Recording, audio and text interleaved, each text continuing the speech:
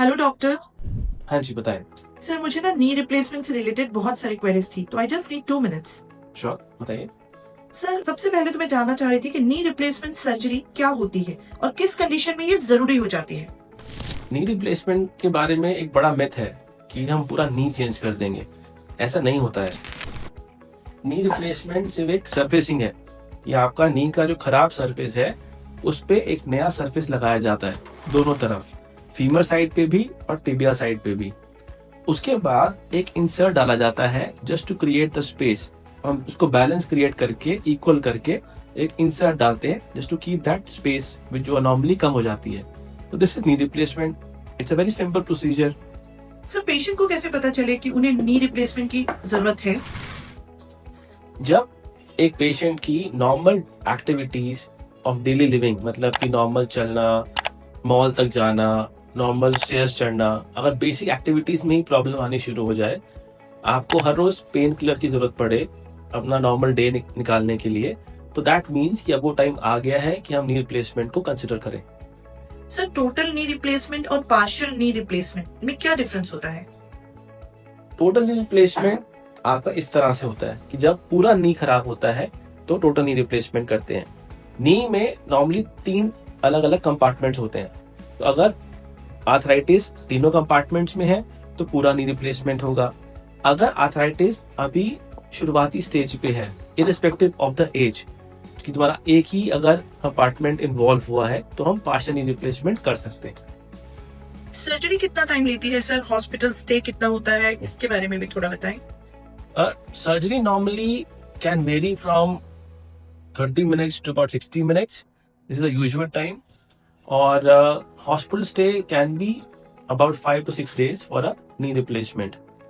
Sir तो क्या surgery के रिस्क और कॉम्प्लिकेशन भी हो सकते हैं?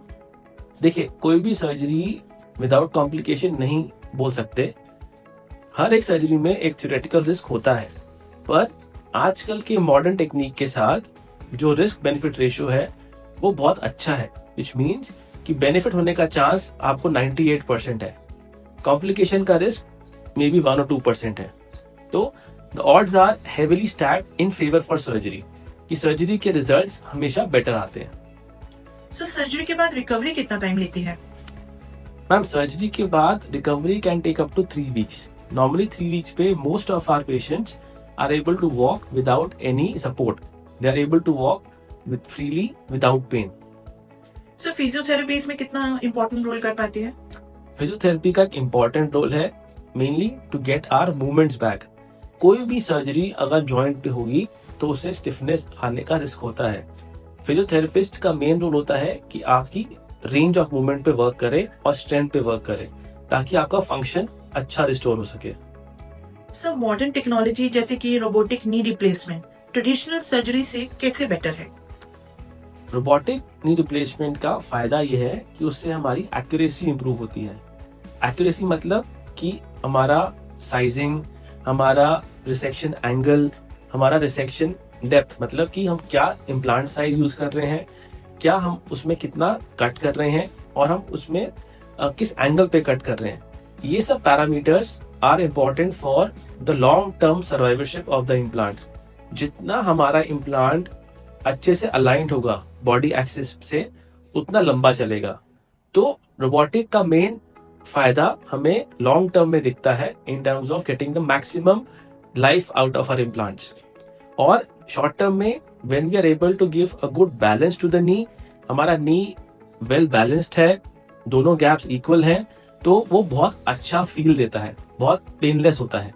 सो रोबोटिक के एडवांटेज शॉर्ट टर्म भी है और लॉन्ग टर्म भी है। सर नी इम्प्लांट कितने साल तक चलता है?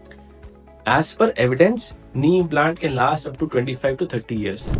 तो ये एक प्रूवन स्टडीज है, लॉट ऑफ लिटरेचर है, we have lot of literature available to us, जो ने दिखाया है कि हमारे आजकल के modern knee implants can last up to 25 to 30 years। Thank you so much sir.